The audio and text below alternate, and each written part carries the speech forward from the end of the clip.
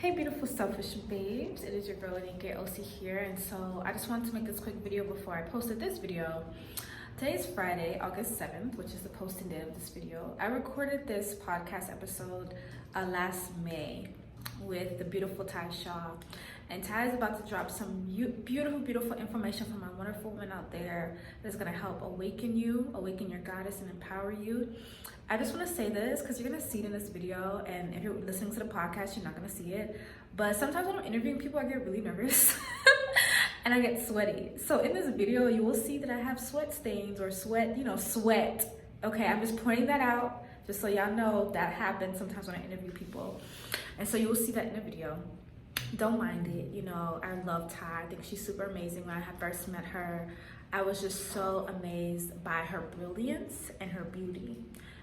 For me, she is when I say a free woman, I don't mean free as in her value is free. I mean free as in she's a woman that you cannot bound up. She's her own woman. She's living a life of freedom the way that she would like to. And I think it's beautiful. You're gonna learn some new things. She's a spiritual reader as well. I'm gonna add her to the Selfish Babe spiritual readers list. So if you want a reading, a divination from Ty, you can definitely get one. She talks about sexuality in a spiritual way, talks about masturbation in a spiritual way, Tantra, getting into the Domme life if you want to be a Domme, dominatrix, a Domme, a person that's like in charge, so to say, sexually, for the women out there who may want men or women to serve you. She talks about that. And so Ty is beautiful. I love her. You're gonna be in for a treat watching this or listening to this. If you're watching, please subscribe, okay? If you're listening, please give a 5-star review in Apple. I truly appreciate those reviews. That really helps the podcast boost up and is visible. And I just want to let y'all know I love y'all so much. And yeah. If you watch this podcast or listen to it, please share it on Instagram and tag me at OC as well as at Selfish Babes. Bye. I wish on all the people who... Welcome back, Selfish Babes. It is your girl OC here, bringing you another Selfish Babe Selfish Talk podcast. And I am bringing you this wonderful goddess named Ty Shaw. And today we're going to be talking about embracing your whole goddess. Now, for the Selfish Babes listening, if they don't know who you are, and they should know who you are, please let us know, love. Well, I'm Ty. I'm a Somatic Sex Educator, initiated Tantrika, initiated lineage-based priestess, scholar, filmmaker, a whole lot of shit you could call me. Yeah. Just nothing disrespectful. Okay. And yeah, I'm just happy to be here. Yay, thank you. And so on today's Selfish Babe Selfish Talk podcast, I'm going to be titling it Embracing Your Whole Goddess. And so I really wanted to bring on Ty for this episode because just me interacting with her as well as just seeing her live her life, from what I see on Instagram at least, I just really admire the fact that she doesn't cut off parts of herself and that she shows all of who she is. And so Ty is a very spiritual woman, but she's also a woman that really embraces her sexuality, and I really appreciate that. Because sometimes I feel like, especially as women, we can be like, oh, I'm so spiritual, or maybe in religion, where it's like, well, I can't go to the club on Saturday and still twerk and shake my ass. Because people, if the people in the church saw me, they would condemn me, right? And so for me, like, when I see Ty just doing her shit, I'm just like, wow, that's really amazing, because it's like she embraces all of who she is. And when we talk about Selfish Babe and you selfishly and authentically loving yourself, it's about embracing all of who you are. And she's literally living that. And so I really wanted to bring her on and interview her because I think that we can all learn something just from how she lives her life. When she introduced herself, she mentioned that she's a Somatic Sex Educator. Now, for those that don't know what that is, what is that? So essentially, I'm a sex educator that incorporates body-based techniques and practices. So that means I will physically touch you in a session if that is what we have predetermined and pre-negotiated to do. That level of touch could include Taoist or tantric massage. It could include guided masturbation coaching. Mm-hmm. It could include guiding you through learning a new sexual technique or exploring a new aspect of your sexuality. and giving you tips. It could include guiding you and your partner or partners through a particular sexual act. So I guess if I had to compare it, as opposed to like talk therapy, right? Which I totally support therapy. I think all Black folk in general, and Black women in particular, definitely need to be in talk therapy. Talk therapy aims to, on a certain level, develop coping mechanisms. It doesn't necessarily heal and extract trauma from the body.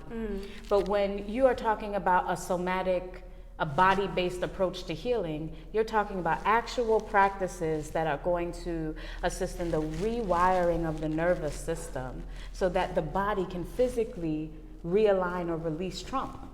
It's a different approach. I'm interested in not just you coping with your trauma or with whatever limitations society or yourself has imposed upon your sexuality. I'm interested in you actually healing it.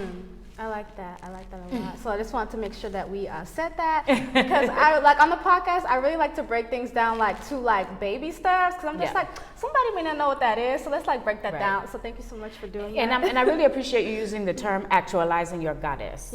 Because the witch thing is big right now.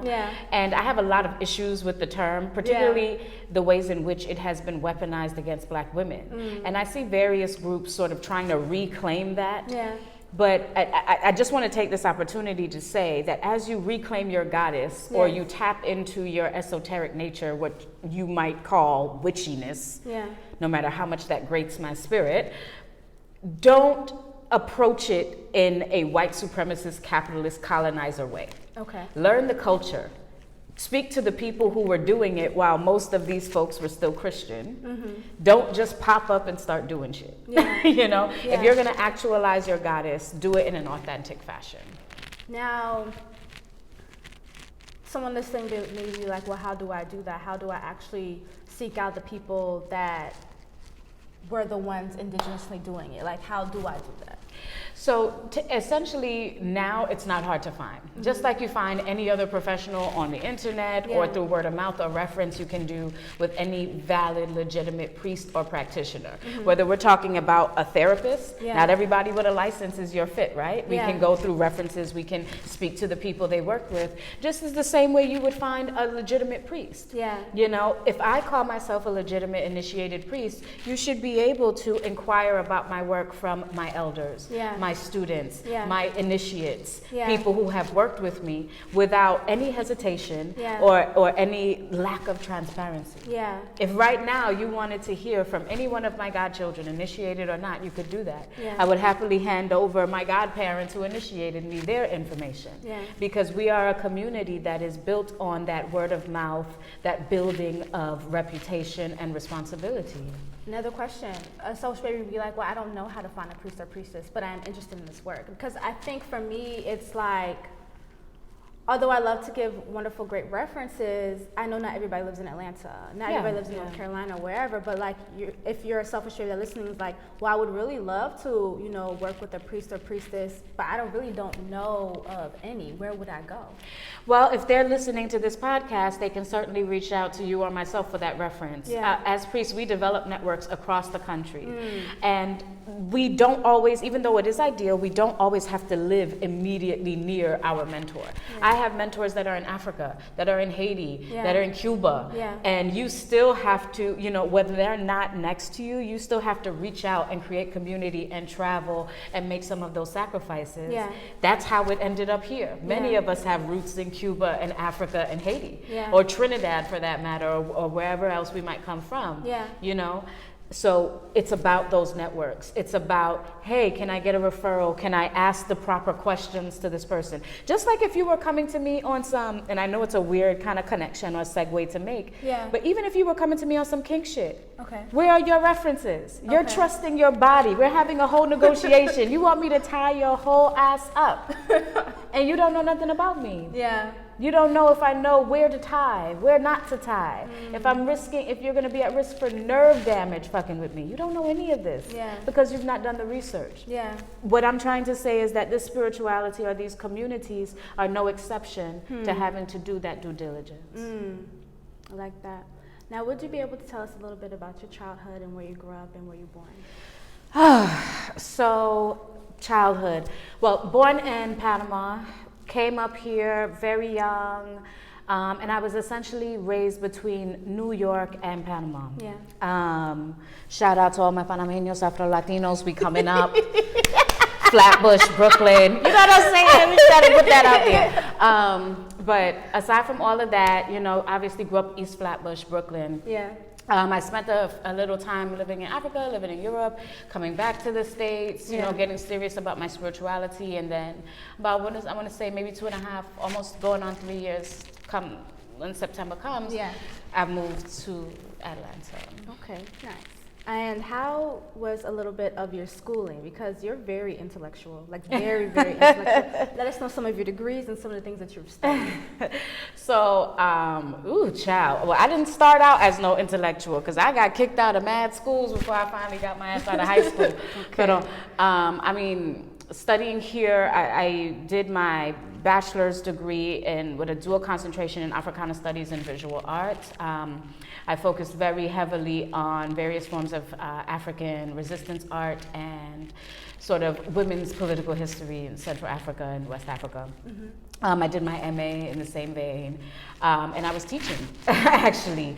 But this whole time, I still, you know, as a result of my travels, my spirituality, I always had a deep interest in where sexuality and spirituality met. And I just, as a result of my own studies, I had a keen sense that outside of a white supremacist, and even the term supremacist, I mean, there's no such thing as white supremacy. What we're dealing with is white misanthropy, because there's nothing supreme about whiteness or its invention, right? But when you come out of a decidedly colonizer lens, sexuality and spirituality, your life, your love, your living, how one cares for oneself, they are not compartmentalized in this way. We understand beings as whole, comprised of various parts, and when one part is sort of out of alignment, it throws the whole situation off. That is sort of the entire globe's worldview when you step out of like decidedly centered whiteness. You know? So I guess just being political, studying Africa, studying religious tradition, getting initiated in a bunch of shit. I wanted to go deeper and deeper into indigenous sacred sexual arts and what that did for us spiritually or otherwise, right? So that's when I started, you know, taking Tantra courses, you know, and I had studied what is energy. Tantra? Because I know that they're going to be like, well, I don't know what that is. I mean, we want to continue, but we really got to break it down. So what is that? It's un podcast on its own. I know. Okay, all right. Okay, so Tantra is a lot of things. It depends on who you're talking to. You're going to get a lot of answers. But in my view, the word Tantra comes from Trayati and Tanoti. It speaks to weaving and integrating and bringing consciousness to in Sanskrit. And that's a very loose definition because I can give you 50 other ones, but for the sake of brevity, it implies weaving, the process of weaving and integrating all one's experiences to live a liberated existence. That's my definition of Tantra. Tantra is what the actual practice of living a liberated existence. Why? Because Tantra is a lot of things. It can be sexual, it can be non-sexual. Tantra can be lineage-based. It can refer to purely spiritual, ascetic practices that sort of renounce the body altogether and offer themselves in prayer and devotion to whether that's Shakti, the divine feminine, or Shiva, the divine masculine, or the union, Adi Parashakti, and whatever else, you know, people want to go down that route. It completely dark, you know, what some would consider debaucherous in a black tantra sort of way, and overindulgent and all of these other things. It can be what Ipsalu calls pink tantra, which is a little bit of red, a little bit of white, which is where you have sort of spiritualized, ritualized practices melded in with deeper esoteric sexual practices. But what Tantra is saying is that through embracing all of one's divinity, all of one's self, this is how we free ourselves. It's not just about sense gratification. How does your sense gratification and your desire, your sensuality, facilitate your spiritual growth and development? How does it solidify your immortality, if you want to take it from a more Taoist perspective? You know what I mean? What does it do to evolve you as a spirit who has decidedly chosen to incarnate? And would you say that's more than sex then? I would say sex is more than sex. I would say it's time for us to expand Yeah. our definition of sex. Yeah. Because if you tell me it's more than sex, then that tells me you come up, you not you in particular, but the proverbial Yeah. you are coming from a perspective that sex is dick enters pussy, goodbye. And then it's phallogocentric. Yeah. The dick goes up, we have sex. The dick goes down, sex is over. Yeah. And that's why you have so many women who are anorgasmic. Yes. So, You yeah, know? Ty is like has a lot of jewels. And I'm actually glad that you touched on that because a lot of people do think that that is what sex is. Poor babies. And there are a lot of women that are not having orgasms, Poor as we babies. know. So if you will be able to dive in a little bit of, well, how do you think that women should be looking at sex, should be defining what sex is, should be experiencing sex? Ooh, that's juicy.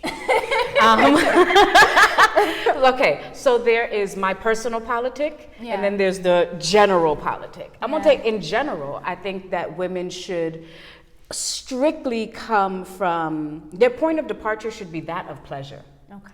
and their right to it, Yeah. and approaching and understanding, internalizing pleasure as a birthright. Yeah. And also a spiritual tool, Yeah. because your birthright, that pleasure, when paired with climax and then eventually ejaculatory orgasm, creates things, not just people, but plans, goals, change, Yeah. right? Spiritual evolution, possessions, all kinds of weird shit, right? Yeah. Now, in terms of my personal politic, I feel that sex in my personal practice should be defined as devotion. It should be defined as the physical worship and devotion to me as an embodiment of the goddess. And I won't engage in any other type of sex. Yes. Which is why I firmly believe in female-led relationships. Yeah. I firmly believe in that as a way of life. And when I'm talking about embodying the goddess, I'm not using that in some colloquial euphemistic sort of way. Yeah. I mean that very literally. Yeah. I mean that, in my opinion, male-born individuals who identify as men, Yeah. who subscribe to the patriarchy and all of its cohorts, are not fit for leadership, and we have the state of the world to show for that. Yeah. Right? So, I think that you should embody, in my practice, when I am going to engage in that level of intimacy, whether it's penetrative or not, it's an act of devotion unto me. Yes. You said female-led relationships. What is that? So FLR, oh my God. Yeah, I mean, we're going to break all the way down. I know, it's so much to go, right? So a female-led relationship. So we live in a society that is mostly dominated by Abrahamic schools of thought, right? Christian, Islamic, Judaic, etc., which are, yes, bastardized African traditions, and we could go into all of that. But going with the status quo, they say that's their history, so that's what they're giving us. Yes. Okay, well, let's act like we're going to go for that. Yeah. Assuming all of these lies are true. Yes. These lies tell you. Even though we know they're alive. Right, assuming all these lies are true. Even though we know they lies. This patriarchy, this machine, this white misanthropic plutocratic oligarchy teaches you that you should be this male person, this male human's helpmeet. That you should mold yourself into things that are to his liking and easier and palatable for him and easy on his sensibilities, right? Yes. This is what makes you a good woman, and you're better than the rest of us bad sluts because you've kept your legs closed and someone has chosen you and you have an owner on paper and in ring, right? Yes. And it bases your whole worth and value based on your ability to please this male human Yes. and bear him children and Yes. whatever else that goes, and fuck your happiness or your health or your sanity. And the fact that he's going to literally take years off your life, because women live longer on average when they're fucking single. You know what I mean? They know do. that. Girl, Google it. The didn't know stats that. don't lie. Men live longer when they are married. Wow. Women have shorter lifespans when married. Wow. Yes. Is that Google just like it. energy draining? Is that the energy being sucked out of us? Is that what that is? Girl, that ain't nothing but the patriarchy. That ain't nothing but the patriarchy. Fucking with one of these men will kill you faster than a heart attack these days. Wow. The #1 killer of black women right now is intimate partner violence. Not no heart attack, not no car crash, no act of God. Yes. It's men. Wow. That's your biggest danger. Wow. You hear that? Google that. Selfish Google it. I don't make these things up. Don't be mad at the messenger. But that's the truth. Anyway, so in terms of female-led relationships, it's about flipping that over its head. For me, female-led relationships are a return to the natural order of things. Okay. There was a time in antiquated history where matriarchy was the rule of the day. Yeah. This is facts. Don't be mad at me. Take it up with history. Yeah. Okay? And we know that through consistent millennia-long acts of violence, whether it's been sexualized violence or straight up war, Yeah. that matriarchy has been dethroned and snatched and replaced with what we have today. And so we see it. Now, if a woman is like, okay, well, I may be interested in having a female-led relationship, how does that look? Like, how does that look in your relationships? Oh man. So for me, it is a return to understanding what the feminine actually is and what the masculine is. Okay. So like I mentioned earlier, when I'm talking about the goddess, I'm not talking about some colorful thing they say online, right? Yes. Because a lot of times when people talk about even embodying your goddess, they mean come into your feminine, write your affirmations, do your full moon ritual. And we don't see what it looks like in intangible change, Yes. or what does that feel Yes. like? So for me, in terms of female-led relationships, it means that as the feminine in my relationship, I am actively embodying the goddess and all that she is meant to do, which means my job is to be the spiritual foundation and leader of this house. Okay. Channel the messages and strategies that need to be channeled, because you as the masculine need to defend, protect, and give form in which for me to embody. Yes. And then you need to execute. Yes. Because my job is that of creation. Your job is that of execution, and in Okay. some cases destruction. Because we see that nature of the masculine play out in the fucking world. Yes. Because we have a hyper masculine world. It is hyper destructive, hyper murderous. Yes. It is out of balance with the feminine. Yes. And that's not the only thing it needs to do. There are various archetypes that need to be embodied within the masculine, whether that's their own healer, their own strategist, their own warrior, all these things that create a holistic, whole human male. Yes. Because the patriarchy ain't just getting us, it's taking humanity from men as well. That's true. It's getting everybody. Yes. Okay? It's making men into emotionless animals, even though they're the most emotional of everything. Because if you watch the news, the emotions of men run the world. They start wars. Or they create laws. Yes. Not the facts, Yes. but how men feel about things. Yes. Okay? That's very true. Okay? How they feel about bodies they will never have. Yes. That's How when we they- talk about abortion laws. Okay, thank you. How they feel about how other human beings should dress, Yes. or the rights other human beings should possess. Yes. Not facts. Yes. So even that trope that they posit, oh, women are emotional, men are not, blah, blah, blah, it's all a lie. The emotions and insecurities of men dictate that we should be covered in burqas. Yes. In burqas, you know what I'm saying? That's Saudi Arabia. Yeah. You get what I'm trying to say? So it's about returning to a level of balance where I can play my role as the feminine. Yeah. And that doesn't mean I'm less than, or I have to be, some handmaiden. Yeah. It's I have to understand what real power looks like. And it's all over here. I have a question. So for same-sex relationships, let's say it's a female-female relationships, does that still work? Absolutely. How? Because the bodies don't matter. The principles are there. Yeah. Explain Even- that. 'Cause I know we want to hear this. It's the principles. Because even when you have, let's say you have two same gender loving women and both identify as femme, Yeah. inevitably there are still within the personalities going to be masculine and feminine personalities Yeah. and qualities. Yeah. And so if it doesn't play out in your performance of gender, outwardly in your Yeah. style of dress, it will play out in your human interactions. It's energetic. Yeah. It's about physics, Yeah. not people, Yeah. not bodies per se. This is not a question of physiology so much, but of physics, of electricity, Yes. positive and negative charges. Now, so I'm glad that you mentioned that because a lot of time we talk about spiritual and different things. there can be a whole debate of like same-sex relationships and how it's a no-go, but which is a lie. Which is a lie, and I'm Straight glad up lie. Yes, That ain't got nothing to do with us. Yes. Leave them white man things. Okay, and post-colonial African things, because you know pre-colonization, that wasn't African shit neither. Stop it, Africans. So I'm glad that we touched on that, because you said just in the relationship it will play out. The principles of masculine and feminine will play out. So, because you see that, let's say when you have a femme and you have like a more masculine presenting, same gender loving woman, and you see them femmes running them down to the ground. But they present as all, I mean, come on. It plays out in the energy. Yes. I'm sorry to cut you off. No. I want to know like a simple, everyday example of a woman embodying her goddess doing a female-led relationship. A simple example. So, for example, I came in here, right? And I had to, move the couch. But she was like, no, don't move the couch. That's not your job. That's what I mean. Give me a breakdown, something like just like that, because I really want to know. That's not your job. That's his job. Yes. Yeah, So I don't do that. Now, why I don't do that? anything outside of my job.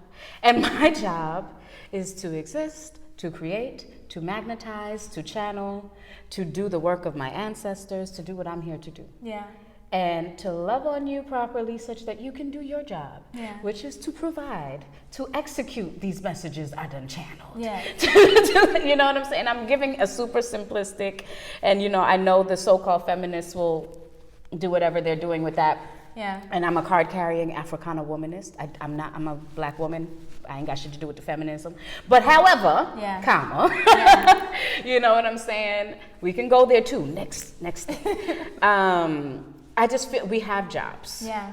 In terms of my everyday goddess, I live, like I'm a lifestyle dom. Yeah. So my politics aren't separate from like my spiritual practice or my relationships. So I live my DS 24/7. I don't really observe like low or medium protocol, which I just discovered today as we were talking earlier. I kind of have my rules, and that's how I want it all the time. I love that. You have to define your life, Ashe. I have a question. Do you have your phone on you? I do. Can you get your Instagram out? Yes.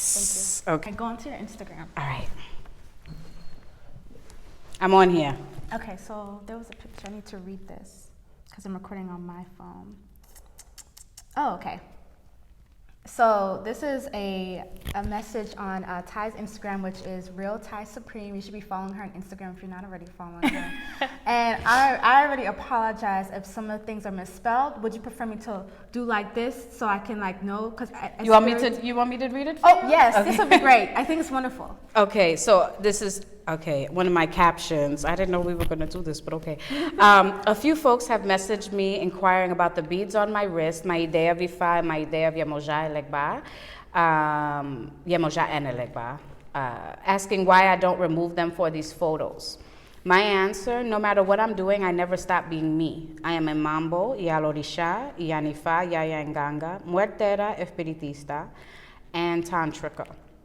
I am also a sex worker, former adjunct professor, scholar, filmmaker, mother, and lover. I do not compartmentalize who I am or tuck away any part of myself for anyone's comfort. Whether you like it or not, my spirits, ancestors, Lua, Odisha, Kimpungule, etc. are all with me, all of the time. I do not sacrifice my sacred sexual self for the sake of anyone's Christianized view of purity or how a priest should be. I define who I am. The acceptance of others is not a requirement. So yes, my day will stay on my wrist, even as I perform the naughtiest of acts with a worthy submissive. My goddess is fine with that. Check for your own. Yes. So I had read that earlier today, and I love that, and I think that is what embodying the goddess is.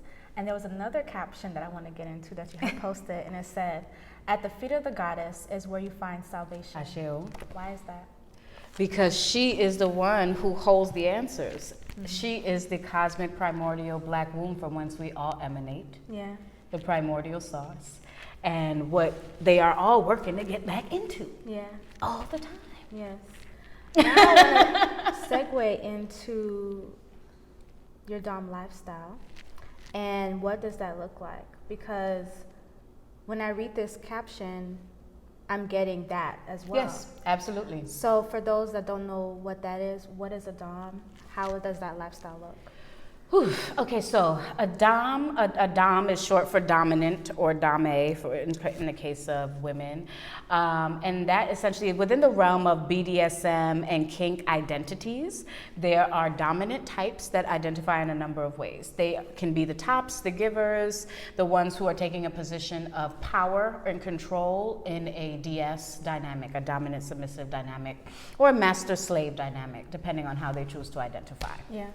How it looks depends on the dom, because you have to define your life. Yeah. I tend to be very, what they consider, I guess, old guard in some ways. Like, I'm very big on protocols, rules, strict senses of training and how I wish to be served. Yeah. And the manner in which I approach BDSM and kink practices is very spiritually informed. Yeah. For me, it is an outlet of my sacred sex priesthood work.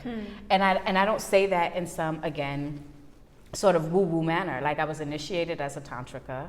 I perform sexual ritual. And aside from that, even, I would say, even to a large extent, being a priest of Orisha in certain ways, my particular Orisha Yemoja, and even a Legba, who's always, like, in Africa depicted with, like, an erect penis and represents virility and sort of, you know, all of that male stuff, if you will. As a result of like colonialism, African cultures have become much more conservative and Christian influenced. Yes. But when you come into our practices and the roots of them, that's not how we feel about any of it. People love to holler Oshun, Oshun, Oshun, particularly people who are not initiated and don't really know anything about Oshun. Yeah. That aside, shade aside, Yeah. because it really grates my spirit what they're doing here. Really, a lot of what they attribute to Oshun has a lot to do with Yemoja. You know what I mean? In many of her Odu, she is where the vagina is first opened and copulation is born. Yeah. Whereas Oshun is conception and the spark and the thing that makes life sweet and enjoyable and necessary. Yemoja is that sexual act embodied. But whereas Oshun is the part where you conceive the child, Yemoja is doing the rearing and the raising. And oftentimes we stereotype Orisha. Yes. We put them in these small boxes. And we say, okay, you know, Yemoja is the fat black mother raising children. And it's like, not all of Yemoja is like that. Yeah. Just like you have various sides to you, so does Yemoja. And much of her is very seductive, very, very deeply sexual, deeply into that aspect of her embodiment. And that's part of embodying the goddess. So for me, being a female dominant not only is, in my opinion, a return to natural order and where things make sense again, and people's pleasure and happiness are once again centered, right? It's an extension of my worship, which is why I won't accept anything but worship. Yes, and I like that. How did you get started into Dom lifestyle? Oh shit, girl. So I had, I had read like books because, you know, like my cousins and my father's side of the family always loved romance novels. So I was always trip up on like some freaky ass books. So I had an idea that, you know, white folks was doing things. Yeah. But I didn't really start to learn a lot about it until my friend Fluff. Well, I call him Fluff. That's not his real name.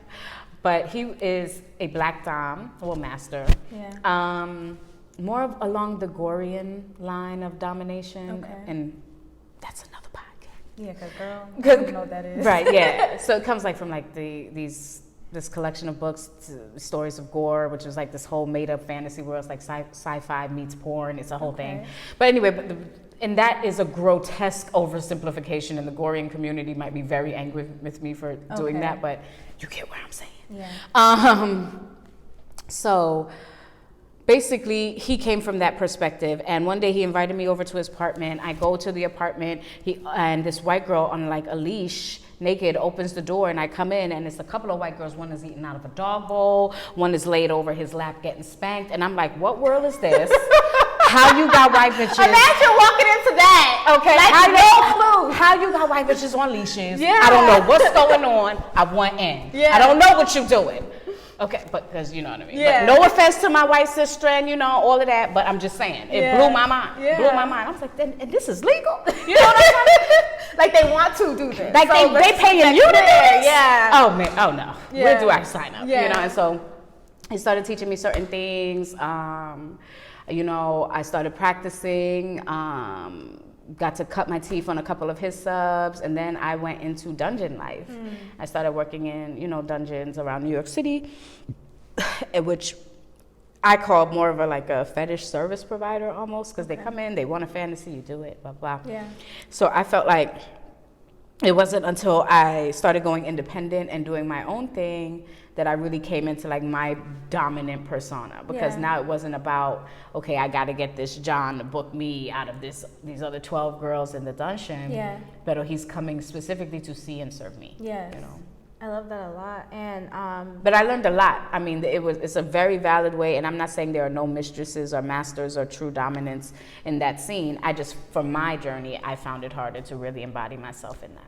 if there was a selfish babe that said, well, wow, that sounds interesting, I would like to learn more about that, like where would they be able to go? Go to my site and purchase my Ask a Domme webinar. That's my Intro to Femdom webinar. They can definitely take that. Shameless promotion. No. I do Promote all the mentor. way.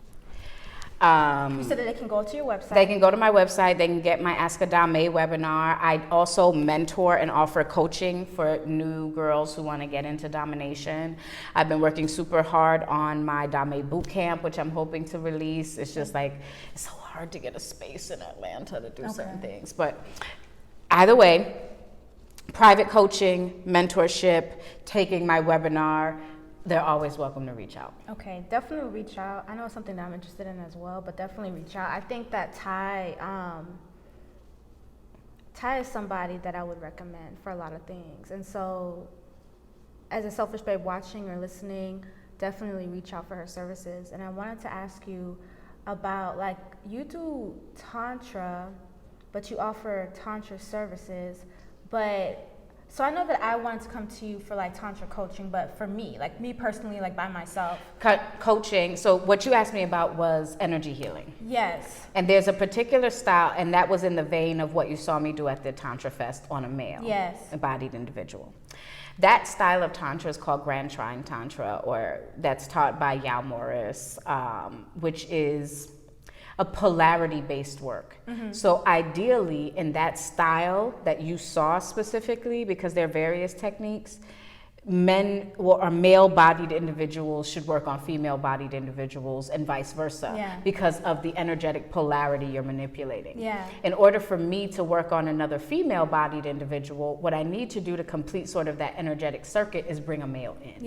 And so that's what I was trying to explain. Like, if you're asking me for what you saw me demo, then I need to do this other thing. No, like you taught at Amina's class, and you were talking about Tantra, but it was like, and I think you were gonna go into yoni massage and a whole bunch of stuff, but it was like literally you cannot, like 30 minutes or an hour or 2 hours is just not enough for everything that you have, all the knowledge that you have. So I was like, well, how do I do like one-on-one coaching for that, but for myself? For me, it's Tantra for self-love, but I want to learn it from you, but like for me. Oh yeah, I'm down with that. I do one-on-one coaching for people who's like, okay, Ty, I need to figure it out. I just need to study with you. Let's get a package going. This is what I want to learn. And I develop a whole lesson plan for us and we go through it.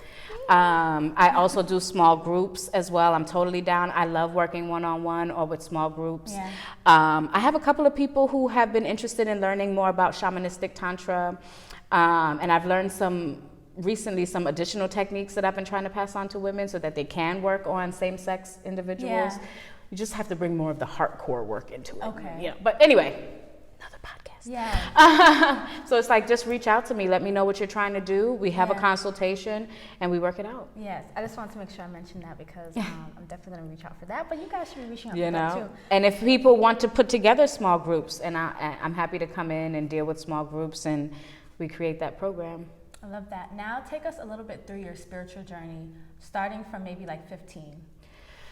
Oh shit. I'm like, these are the big ones. Okay. So I guess my spiritual journey has been a bit convoluted. Okay, on my mother's side, they were evangelists, right? But when we came to this country, my mother converted to Nichiren Daishonin's Buddhism, and she's been a Buddhist ever since. Yeah. So when it comes to manifestation or how to approach the multiverse or speak things into existence, I learned a lot from my mother because my mother has been a devout Buddhist for the better part of 20 years. Yeah. You know, praying her dawn prayer, her evening prayer, you know, religiously. So I grew up kind of chanting with my mother during the week. But then on the weekends, if I was with my maternal grandmother, we were in what in the islands they call like veggie night or spiritual church, which is sort of an Africanized church with sprinklings of Orisha here and there and other kind of things that you see more popular in like Jamaica and Trinidad, Panama. Because my grandmother was a mother in the church for over 40 years and a traveling evangelist, which is what brought her to this country. Yeah. But then on my father's side, we were heavily Catholic, and when I ended up going back to my country as a teenager, I was in Catholic school again. Yeah. You know, and they were more on the Espiritista side and Catholicism. So by the time I make it back up here, my mother's still a practicing Buddhist, family is still Catholic and dealing with this other spiritual shit on the side. And I'm coming into quote unquote consciousness. I call myself a reformed hoteptress, you know? And so I started just exploring. Yeah. I got into the Kemetic practices and then I got initiated over there. Then I started getting into more, like I studied with some Akan folks at a time and did a few things, but I didn't get initiated there. I moved on to Orisha, Palo, Haitian Voodoo, Ifa, etc. And how has all of your spiritual journeys played the roles in your current life today? Because you have a lot of different titles. Yeah, I'm just Thai. I find because for me, they represent sort of my personal puzzle. They all speak to different aspects of my spirit and come together to make like a holistic picture for me. Like, to be honest, no, even though, yes, I'm initiated to Orisha, I am an Iyalo Orisha, meaning I have given birth to others, because people use the term Iya and Baba very loose. Yeah. They use it like a form of respect, right? Like, hey, that person is initiated, hey, Iya, hey, Baba. But from a Lukumi perspective, and I'm initiated in the Lukumi tradition in terms of Orisha, that is not precise for us. Okay. For us, you're an Iya or Baba when you have given birth. Okay. You have birthed another Orisha. So that means not only have I been initiated, now I'm an Olosha, I have initiated others, so now I'm an Iya, right? Okay. Now I'm the Mama. Okay. So anyway, even though I have all that other shit going on, to be honest, I identify first and foremost as a paleta and a mambo. And the reason why is because it aligns with my politics. These are the traditions created by Black women of the diaspora who are concerned with liberation. And at the foundation of everything I do, whether that comes out in a sexual manner or a spiritual manner, my point of departure is that of liberation. If it's not in support of your liberation, then in my mind, it's firmly in support of your enslavement in some form or fashion. Okay. And ain't no middle ground. Okay. Now, my last question is, what advice would you give the selfish babe listening on how to explore more of who they are? Ooh, I love it, I love it. How to explore more of who they are. Yeah. Develop a masturbation ritual. Okay. Sit in front of a mirror and do it. Okay. And chant what you need into yourself Okay. as you do it. First and foremost, your pleasure has to be centered. If you say chant what you need, say it like, I need more money, or you affirm it Affirm already? it. Okay. You just have to wanna speak. make sure. So that's a good question. The place where people just fuck up with the damn affirmations is because they say the thing and there's no emotion behind it. What's going to fuel it is A, you having a clear vision of it. Yes. B, putting the words to it, and C, attaching a positive, strong emotion to it. That emotion piece is what's going to send the signal out to the multiverse. Yeah. You have to say it as if it's happening. So if it's the lover that I want, you know, I am currently making love to my divine partner. Yeah. He is pleasing me in these ways. Yeah. I have guided him, or she, or you understand what I'm saying? It has to be an affirmation.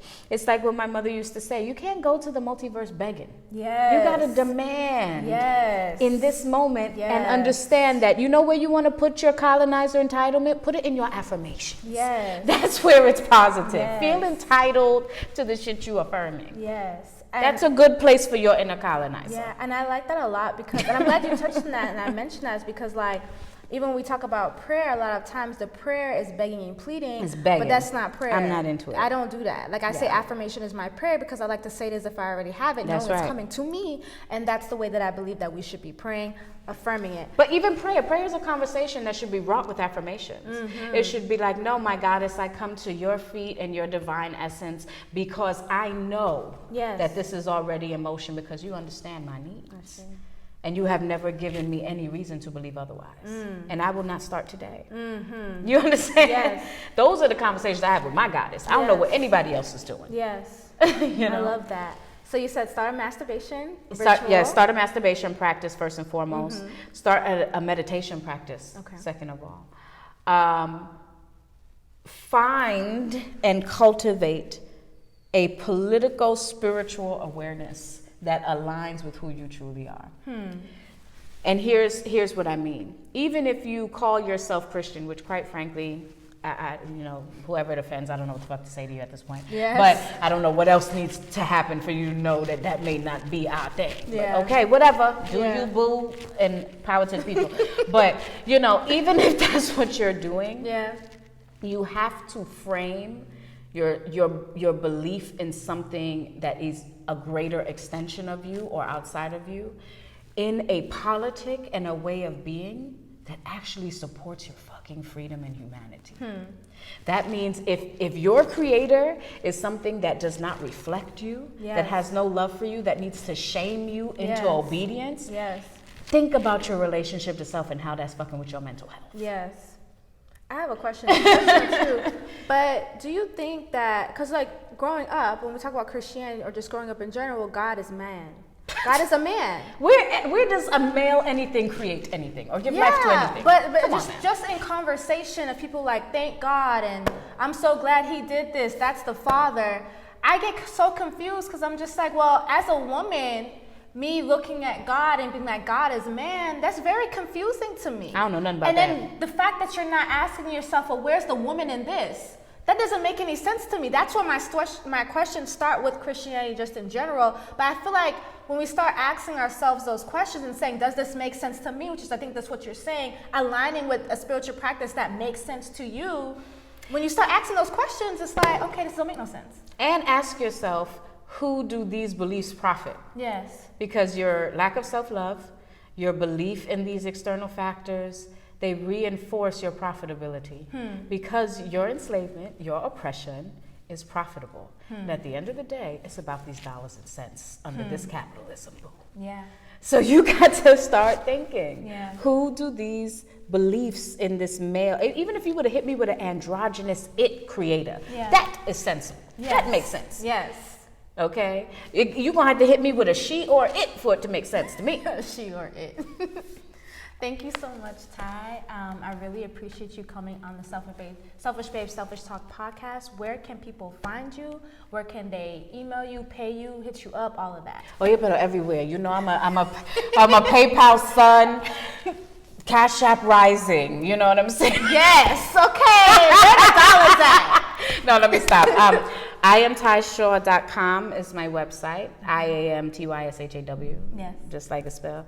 At Real Ty Supreme on the IG. I used to be Sex with Ty, but they deleted me without telling me shit. And Instagram, you ain't shit for that, but it's okay. At Real Ty Supreme, Ty Shaw on the Facebook, Sex with Ty on the Twitter. Yes, definitely follow her, definitely take her courses, definitely look into her webinar of Domme Live that she had definitely mentioned. Ask a Domme, yep. I definitely recommend her.